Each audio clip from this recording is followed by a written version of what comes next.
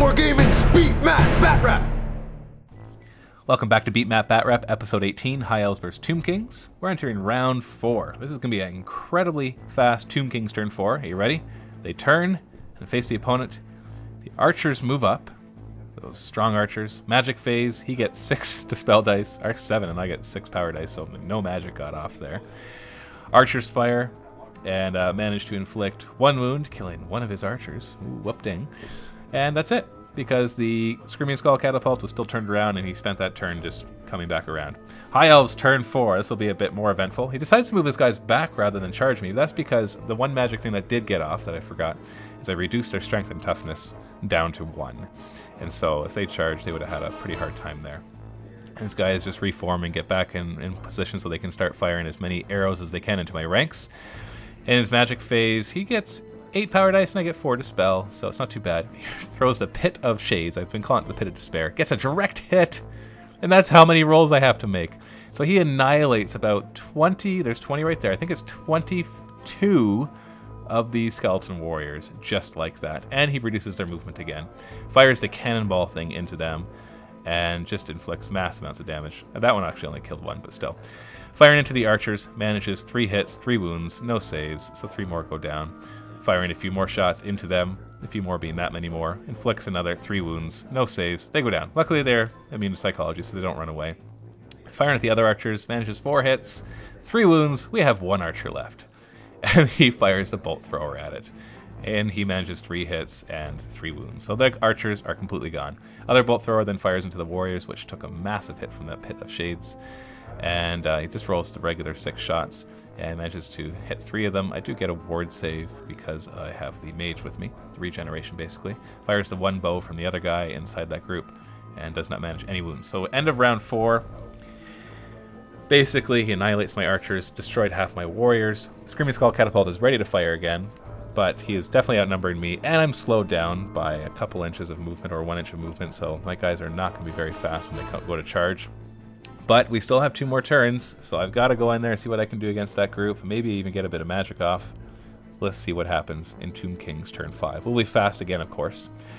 So they attempt to charge, even though they're really slow, and they roll horribly, and they only get to move 2 inches forward, which is not going to get them any closer.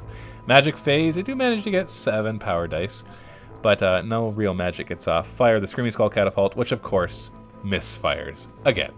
And it just doesn't get to shoot this turn or next turn. So basically it's out for the rest of the game. And that was all for Tomb Kings turn 5. High Elves turn 5. He moves back again. He wanted to just try to kill me with attrition here. And the magic phase, he manages to get quite a bit of magic, but I still get a lot of dispel dice as well.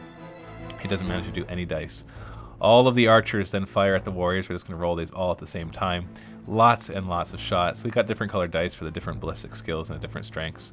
And actually manages to kill, that's 5, 6, 7, 8, 9 more of them. But they don't break, of course, because they're immune to psychology. And that is end of round 5. Pretty fast round. The warriors are dying. They're still slowed down because of that stupid magic spell. This time they're reduced by 3 inches of movement, so they're going to be able to move 1 inch. They do get a charge, so they could move up to 13 inches if I roll double 6. Maybe catch up to those guys. But I think you can kind of see where this game is going. But I'm not going to tell you the ending yet, just in case there's some awesome thing that happens. In Tomb Kings turn 6, attempt to charge, and I get to move 6 inches. Yeah, I fail the charge, though. Magic phase, I get 10, he gets 5. Actually, he steals one of mine. I get the extra movement, and I also get to resurrect a little bit, which we didn't show, because at this point, it's just getting kind of ridiculous. High Elves turn 6. He finally decides to charge in. He decides that, hey, maybe I should just charge into the remaining of these guys. He rolls really crappy for his magic, thankfully.